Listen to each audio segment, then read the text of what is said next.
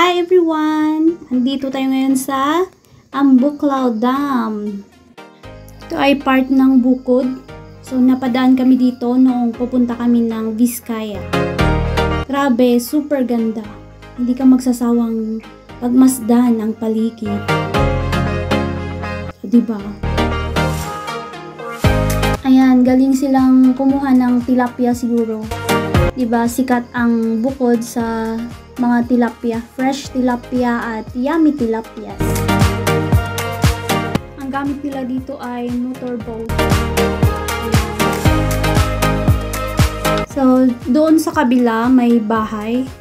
Bale, tinatawid nila itong dagat pag pupunta sila doon sa bahay nila.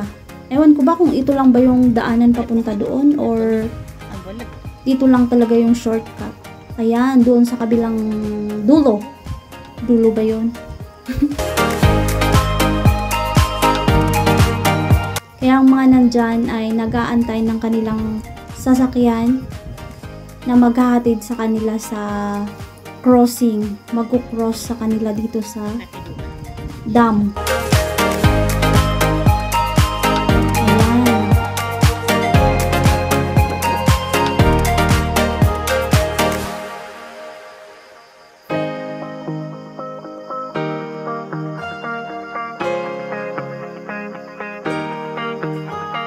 Grabe, parang nakakatakot, no? Kasi paano kung tumabi yung bangka or yung motorboat? Joke lang. Tapos yung isa naman, ang gamit niya ay bangka. Parang mas nakakatakot naman. Kasi medyo malayo-layo din yung tatawirin nila dyan. Marami pa sila, tapos may mga karga.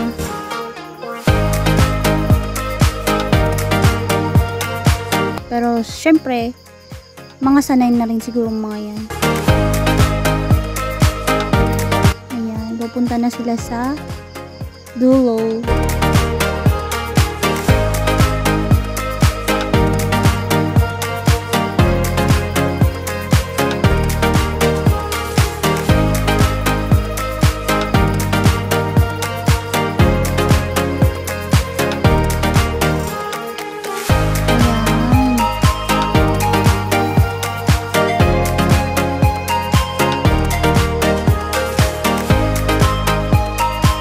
Hindi nakikita yung bahay, pero may bahay doon sa kabila.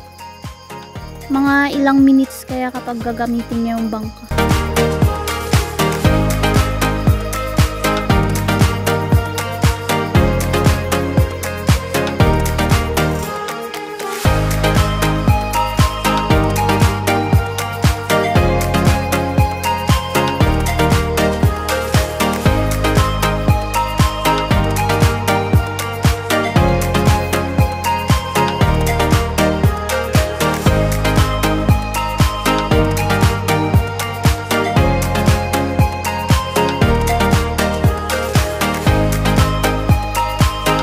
Naiwan na yung bangka.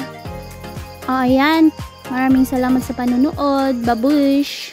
Hanggang sa muli!